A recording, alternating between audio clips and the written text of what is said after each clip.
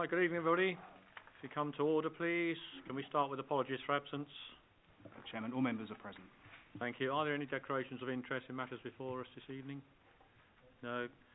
In which case, can we approve the minutes of the last Cabinet meeting shown on pages 1 to 10? Agreed. Agreed. And as usual, items marked Part 1 will be discussed in public, and those marked Part 2, which is yellow papers, will be discussed in private. Cabinet reports 5 to 9 are in public.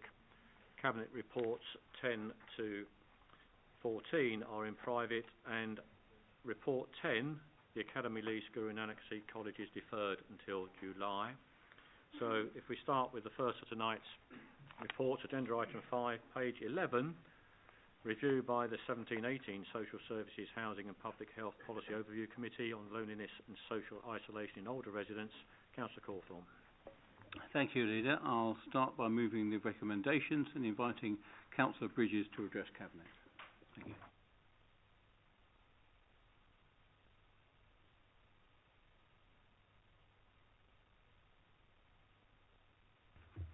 Thank you, Leader, and indeed Councillor Cawthorne. I am pleased to present this report to Cabinet, which details the previous 2017 to 18 Committee's review of loneliness and isolation in older residents of the Borough. With a growing and vibrant elderly population, the London Borough of Hillingdon has had a long-standing commitment to improving the quality of life for older residents. The review by the committee recognised that social isolation and loneliness can be a particular issue for older people for a variety of reasons.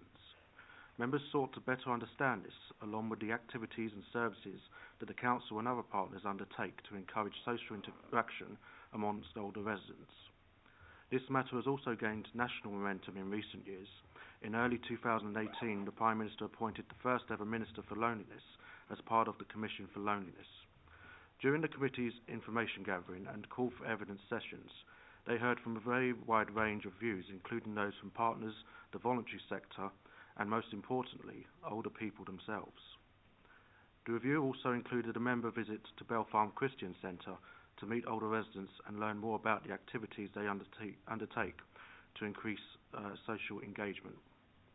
Concluding its review, the committee was satisfied that the London Borough of Hillingdon was supporting its older residents through a robust and comprehensive portfolio of services and activities, which could be clearly seen in the Council's continued support of telecare line, community centres and its championing for older residents. However, by its very nature, the difficulty in identifying and engaging with those most lonely and isolated residents of the Borough has been recognised as a challenge. The recommendations outlined in the report are therefore designed to highlight new opportunities for activities and the accessibility of them, to encourage more social interaction amongst older people. And finally, on behalf of the current and past members involved in the review, I'd like to thank all of the witnesses that participated and offer our gratitude for their significant and valuable contribution, and in doing so, recommend this review to the Cabinet. Thank you. Councillor Cawthorne. Thank you, Leader, and thank you, Councillor Bridges, for your comments. As the report highlights, there are indeed many factors that make older people feel isolated and lonely: their physical or mental health, the death of a loved one, relocation to a care home, or simply the lack of family and friends in the area in which they live. And we know this challenge is going to grow in scale in the years ahead, with the over 85s population set to increase from 1.3 million to just under 2.8 million in the next 20 years, according to Age UK. Therefore, making our older people aware of and encouraging their involvement in some of the wide range of activities on offer in Hillingdon is central very much to our health and social care policy objectives around prevention of ill health and supporting well-being. As we know, the report also highlights this tends to be a particular challenge among older men, and I'm pleased to see that that is being picked up.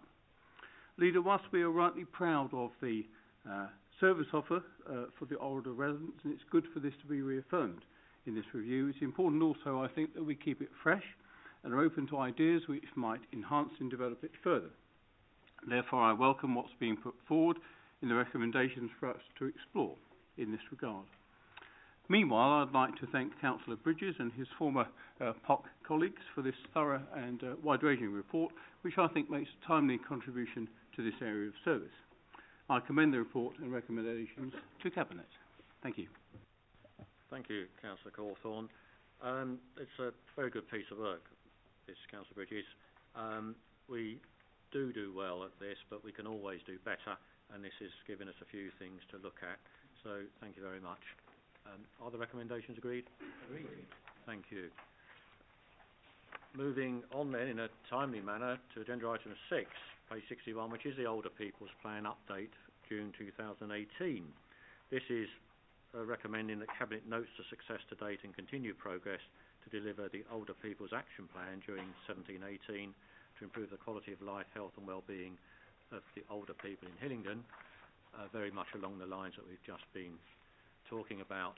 Now, if you run through the supporting information to this report, it covers the support we give, the free burglar alarms, for example. Since that initiative was introduced, we fitted over 9,000 free burglar alarms to over 65 residents in this borough. A further 1,000 alarms have been acquired and are being installed at present. We are particularly looking at preventative care and looking at things like dementia and introducing, they know, called magic tables in libraries and other places to help people who suffer with dementia, and they are exceedingly good. If you get the chance, go and have a look at them. They're amazing. Lots of activities and events. It's important that we continue to fund things like Christmas parties, royal wedding parties, trips to the seaside, theatre trips, which we do throughout the year to the old folks clubs that we have. The sport and physical activity team provide things such as tea dances and other activities to keep people fit. Telecare line was mentioned in the POC report. We have been given this to over 80s since April 2014. It is now available to anybody over 75, free of charge. As at March 18, 5,072 residents were in receipt of telecare line service, of which 3,899 were over the age of 80 and thus getting it free of charge. Keeping independent and healthy, free swimming lessons for the over 65s, free allotments, the brown badge parking scheme that we have in Hillingdon. At March 18, there were 11,751 brown badge holders in Hillingdon, active brown badge holders. So it shows the success of that particular initiative.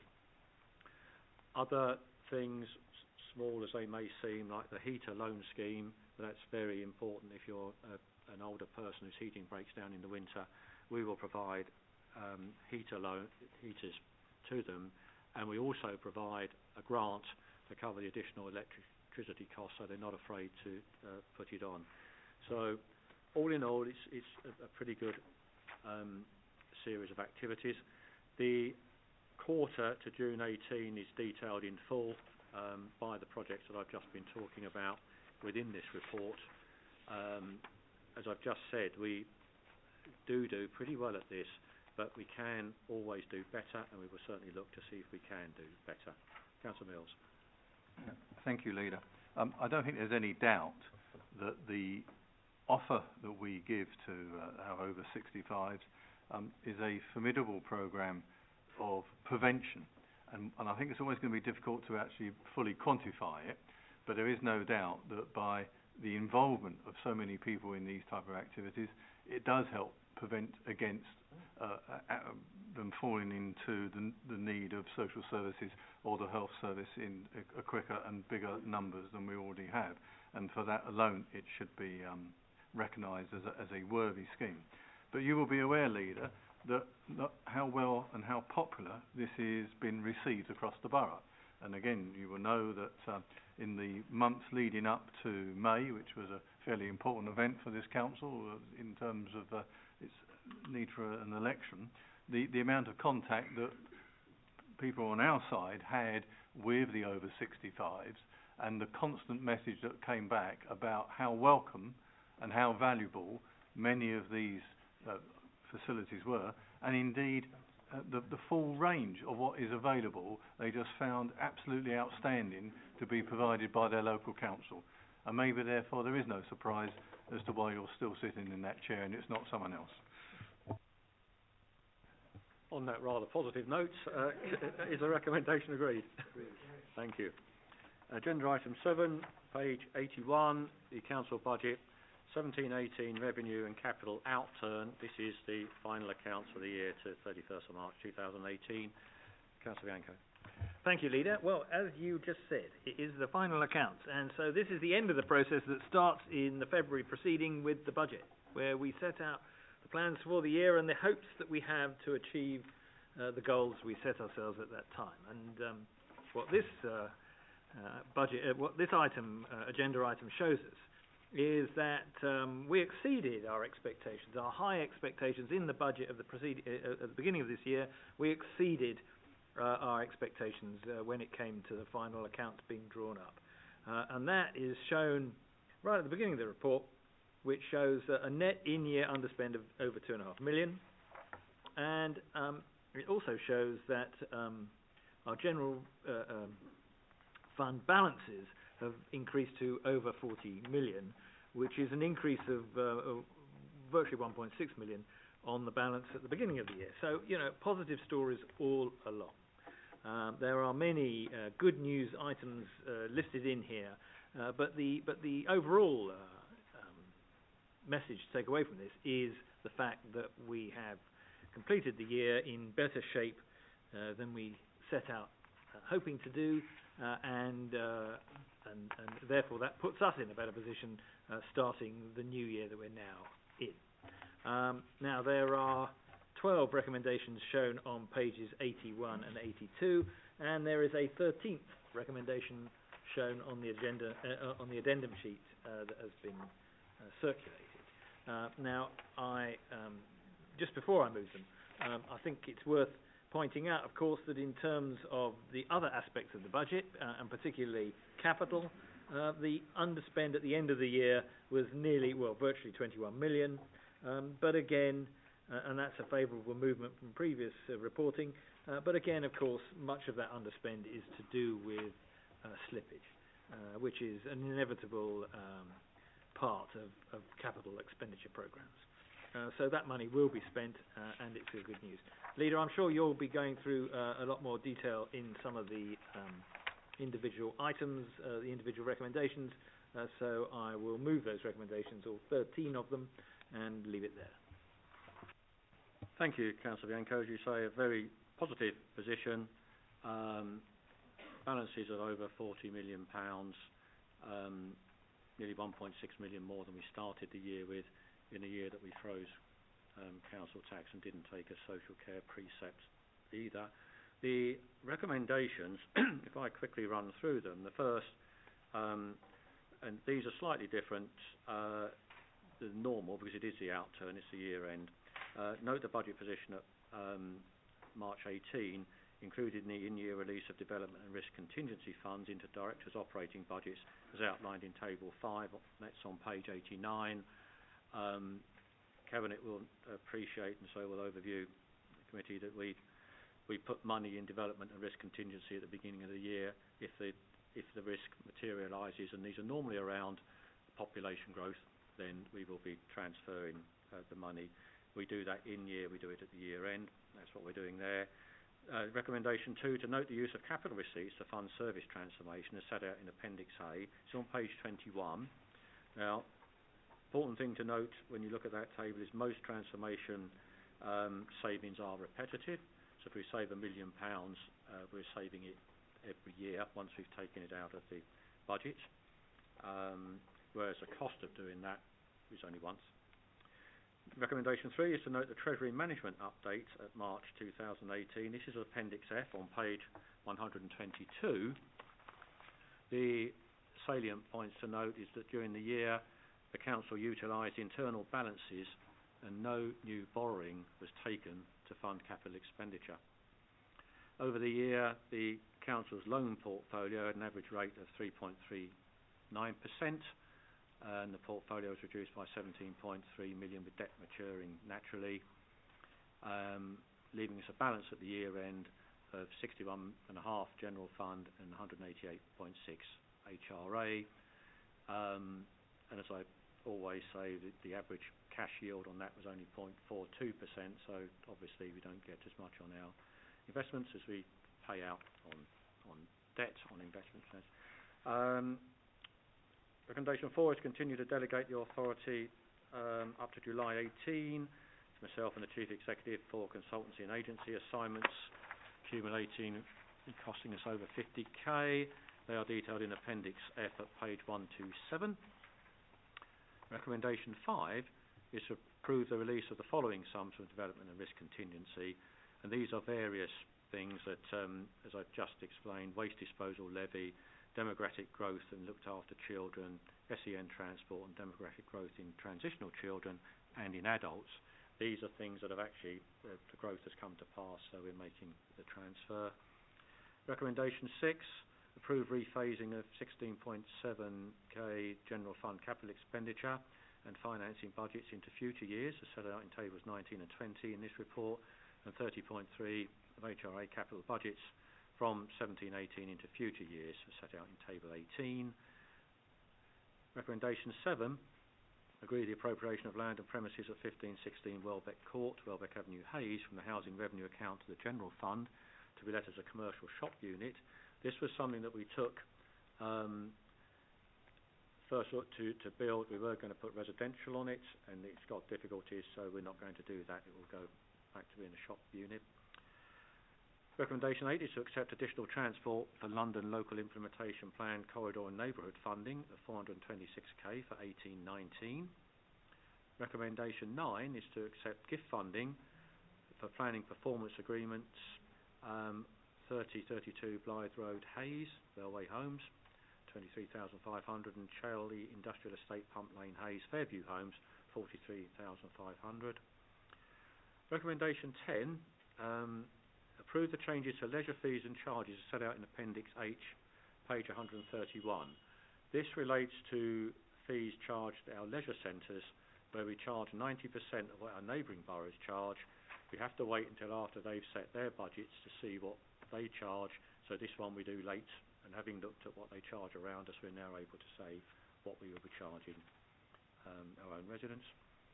Recommendation 11, and this I mentioned at council, we agree that the council donates 14.8 thousand to the Mayor's charitable trust to support local good causes. This is funded from the proceeds of the curbside textile waste collection, and we match that from the HIP initiative budget. This is because with the textile waste that we collect, where our residents may have alternatively given it to charity shops, we make sure that any proceeds go to the Mayor's charity at the year end. Regardless of that, we've overall topped the income up for the year to £90,000. Recommendation 12 is to accept grant funding of 378k from the Ministry of Housing, Communities and Local Government Rough Sleeping Initiative Fund for 18-19. This is to look at and help with rough sleeping in Hillingdon. It's particularly a problem around Heathrow. It's an issue that Heathrow brings us, unfortunately. And the recommendation 13, that new one that Councillor Bianco mentioned, this has come about because there are changes coming into force regarding licensing of houses of multiple occupation in October. We want to take the opportunity to approve a schedule of penalty charges for those who don't obey the rules regarding houses of multiple occupation. We want to do that and have it in place as soon as possible, and certainly before 1st of October, hence the need to do it this way, by delegating to myself, the Deputy Chief Executive, responsibility to get on and do this. Now, I think it would be remiss of me not to say thank you to the Cabinet and the Conservative administration and to the finance staff for bringing us in on under budget. Again, it's something we have a habit of doing, I know, but it does get harder year by year. with no cuts in services and no increase in taxation. It really is a good performance. So, if there are no further comments, are those recommendations agreed? Thank you. Agenda item 8, page 133, is the Domestic Abuse Strategy for Hillingdon, 2018-2021. Councillor Cawthorne. Thank you again, Leader. I move the recommendations. This is a comprehensive strategy document which was approved back in March by the Safer Hillingdon Partnership, with the priority of tackling domestic abuse against women and girls, whilst also recognising that men and boys can be victims too and that women can be perpetrators. The report also sets out how we've drawn upon national and international good practice, as well as the input of a wide range of contributors, including statutory and voluntary organisations and victims and their families. In the last year, there has been some significant organisational change in our approach to domestic violence service delivery, with a newly appointed strategic programme lead and a new domestic violence steering executive. Several subgroups covering different areas of service, such as prevention, engagement and perpetrators, feed directly into the executive. Indications are that this is bedding in very well and is giving our work in this area a sharper focus. Finally, I'd like to thank Councillor Jane Palmer for her robust and energetic leadership in this area with our partners, supported of course by Councillor Gardner. I move the recommendations. Thank you. Thank you, Leader. I would endorse what's been said by Councillor Cawthorne. I think this has probably come at the right time, because I think there was a danger that the work that had been undertaken by the previous forum, there was danger of it being distracted and getting sidetracked into other issues than its core purpose. And I would particularly endorse the comments about Councillor Palmer's leadership and her commitment and enthusiasm to this, in wanting to seek a strategic direction for this very important topic. And I'll be amazed if there's anyone in this room who hasn't heard from her about the importance of this and the really sort of horrible statistics that go with some of the offences that take place on a regular basis, of which Hillingdon is not immune. And I think as the Cabinet member responsible for community safety, and therefore the Cabinet member that sits on the Safer Hillingdon Partnership, it seemed logical to make sure that the domestic voice, in terms of the abuse argument, got heard at that strategic level. And I'm very pleased that Councillor Palmer's been able to join that partnership meeting, where I can confirm that she does make her voice heard, and directly with the Borough Commander of the police and with others involved in Safer Hillingdon, I think it does make sure that this subject gets the full support and the hearing that it deserves if we are going to treat it seriously. And on that basis, this is a very worthy report, and Safer Hillingdon Partnership is very pleased that we have not just Councillor Palmer, but we have the domestic abuse now very much embedded into our agenda and thinking. Councillor Simmons. Well, thank you, Leader. I absolutely agree. I think this is a really great piece of work. I think an angle I just wanted to bring in is that it's one of those things which I think, as we all know, can too often be a hidden crime, but it's a crime which has a very long-term impact. And consider the experience of our colleagues in children's services. We see the impact that domestic violence has in many of the cases that come through the council's doors, where we are trying to manage the impact on those children. And of course, the challenge is making sure that that impact which is happening in the here and now is not storing up trouble for the future. So I think it is important to recognise that this piece of work is not just something which will be about how we take forward the strategy in the immediate future. It's something which, if we get it right, as has been envisaged by the members who've been driving it, then it will have a significant positive long-term impact on the life of our residents, who at the moment may be very young, but who will see the benefit of that when they grow into adulthood and later on in their lives. And I think that's an additional reason why I think we should be so positive about the strategy and the way that this is outlined today. Thank you. I think we are fortunate in having two real champions of this topic in Councillor Palmer and Councillor Gardner, pushing this forward. It does have our full support. both of those councillors are not backwards in coming forward. If they want any funding or anything, they will tell me, and I tell them both that we will support it, whatever they need. We will support this. It's something that we are very much in favour of. So with that, is a recommendation to endorse this agreed? Thank you. Agenda item 9, page 167, Planning Obligations Quarterly Financial Monitoring Report. Councillor Burrows. Thank you, Leader. This is our quarterly financial monitoring that we get for our planning obligations from 106 and 278 agreements. From the report, you will see the Council currently holds 13.8 on its books. Of this, 3.8 is allocated or earmarked for projects at the moment. 3.7 relates to funds that the Council holds but is currently unable to spend directly for various reasons, which leaves the residual, as the report states, of 6.1, which is currently spendable but not yet allocated or earmarked. And there are reasons behind that. We're not just sitting on that money. It is because the agreements are written in such a way that it can only be spent on certain projects within a certain area. Most of this money is held towards education, as usual.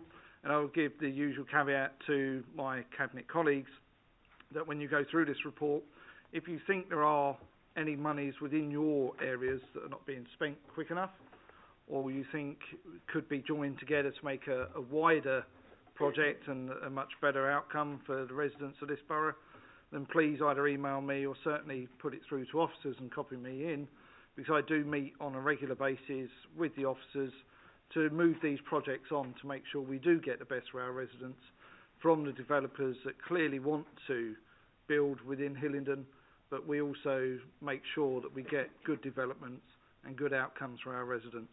And Q4, we got another 1.7 within our budgets, and we actually passported out 2.7. So we do move this money as quick as we can.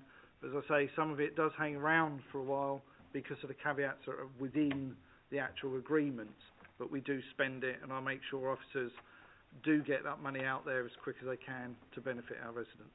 So I move the recommendation. Thank you. Is that agreed? Agreed. Thank you. We now move to part 2.